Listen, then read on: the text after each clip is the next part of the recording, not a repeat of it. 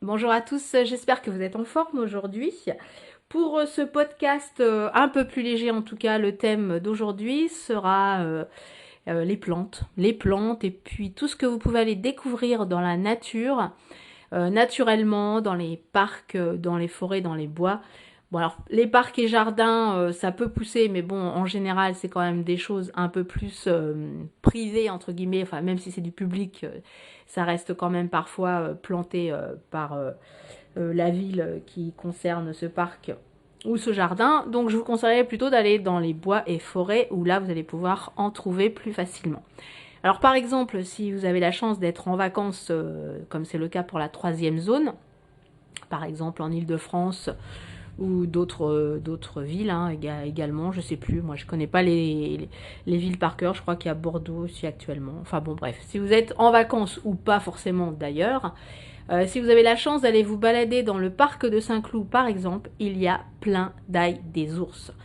Je sais, il y en a qui en raffolent. Je sais également qu'apparemment, pour en avoir entendu des échos, pour en trouver sur le marché, c'est parfois un peu compliqué ou il faut le commander. Ne vous prenez pas la tête. Direction le parc de Saint-Cloud pour ceux qui sont en Ile-de-France ou en tout cas pas loin de Paris. C'est de plus en plus en fait. Il y en a chaque année de plus en plus. Alors je ne vais pas vous indiquer au point près exactement où vous allez pouvoir en trouver. Mais en tout cas, si vous êtes curieux de vous balader, si vous connaissez un petit peu le parc, dirigez-vous vers le Stade Français, vers la Faisanderie. Sur la droite, il y a les jardins. Sur la gauche, beaucoup plus loin, donc il y aura ce stade français avec ce qui s'appelle donc la Faisanderie. Plus loin à votre droite, c'est la ferme du piqueur qui s'appelle autrement, je crois d'ailleurs maintenant. Et bien bien avant tout cela, si vous prenez des chemins qui vont sur votre gauche, qui remontent donc à gauche, et ensuite qui repartent un peu plus vers la droite. Oh là là, ça y est, ça devient très compliqué. En tout cas, dans cette zone-là, pour avoir été me balader ces dernières semaines, il y a énormément d'ail des ours. Alors, il y en a qui me disent, oui, mais attention, il ne faut pas la confondre avec le muguet.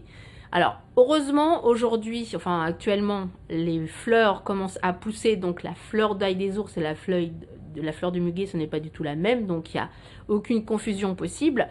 Mais par exemple, en Normandie, où là, j'y suis pas encore allée, mais je vais y aller, je pense, demain, en tout cas pendant ces vacances-ci. Il y en a également à un endroit et c'est toujours un peu plus en avance en Île-de-France. Donc là, je pense que peut-être que les fleurs ne sont pas encore poussées, par exemple, dans certaines régions.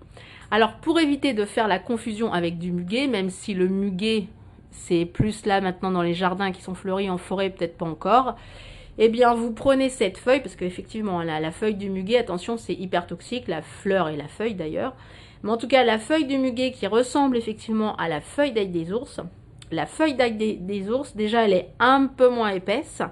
Vous l'écrasez, vous la sentez et il n'y a aucune confusion possible. Ça sent bien l'ail sauvage, hein, je le rappelle, l'ail des ours, c'est de l'ail sauvage. Vous la sentez, vous allez voir, ça va sentir un mélange d'ail. Enfin, vous allez peut-être sentir, trouver que ça sent un peu l'oignon aussi d'ailleurs. Enfin donc, pas de confusion possible entre le muguet et l'ail des ours. La feuille écrasée, mais de toute façon, dans chaque plante, hein, c'est bien de les sentir, c'est bien de les écraser. Et puis, bah, si vous êtes tombé sur quelque chose de toxique, surtout lavez-vous les mains après, ça c'est indispensable. Mais donc l'ail des ours qui est fleuri, la fleur, donc c'est une tige un petit peu haute, et puis ce sont des petites fleurs blanches qui n'a rien à voir avec celle du muguet évidemment. Et puis bah, l'odeur hein, complètement différente. La feuille du muguet, elle ne sent rien, la fleur oui évidemment elle sent. La fleur d'ail des ours et la feuille d'ail des ours écrasée, il n'y a aucune confusion possible. Et comme je vous précisais tout à l'heure, elle est un peu moins épaisse que la feuille du muguet. Et en général, le muguet, quand il y en a, effectivement, il y en a par petites touffes, un petit peu, voilà, ça se regroupe aussi en général. Mais par contre, l'ail des ours, là, c'est plus du tout un petit groupe, c'est carrément la profusion. Et d'année en année, bah justement, c'est comme une mauvaise herbe, entre guillemets, hein, ça pousse, ça pousse, ça pousse. Et alors là, vous serez surpris si vous allez vous balader, je vous dis, du côté du parc de Saint-Cloud. tout ce qu'il y a, c'est impressionnant, quoi. Bon, alors faites les curieux, dirigez-vous direction au Stade Français. Je sais qu'il y en a ailleurs dans d'autres endroits, mais ça va être un petit peu compliqué pour vous expliquer peut-être où c'est. Donc le meilleur moyen déjà pour le reconnaître, cette ail des ours, c'est d'aller vous diriger direction donc l'allée qui se dirige vers la ferme du piqueur. Tourner à gauche et un petit peu à droite et donc aller faire c'est dans des petits chemins, là de chaque côté des petits chemins.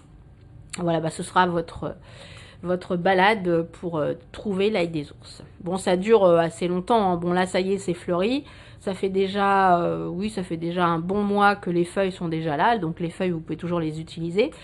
Évidemment dans les salades, dans les omelettes. Vous pouvez également congeler l'ail des ours, donc c'est très bien pour ensuite la ressortir quand c'est plus la saison par exemple. Et j'aimerais aussi vous parler parce que c'est le moment où là elle pousse aussi. Et c'est intéressant justement parce qu'elles sont bien vertes, elles sont fraîches entre guillemets.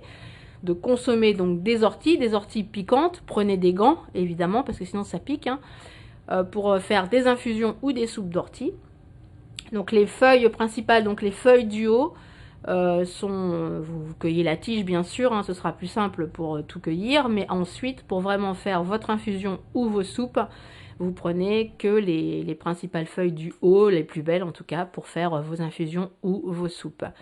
Bah pareil, très bon pour les articulations, pour le faire aussi, donc c'est intéressant d'aller en chercher. L'ortie, il n'y a pas de confusion possible, il y a l'ortie qui ne pique pas où il y a des fleurs blanches, l'ortie piquante est plus intéressante, donc je vous dis, hein, prévoyez quand même des gants, parce que sinon ça pique, et ça peut être d'ailleurs un peu urticaire, hein, si vous vous piquez avec, hein, après ça gratte.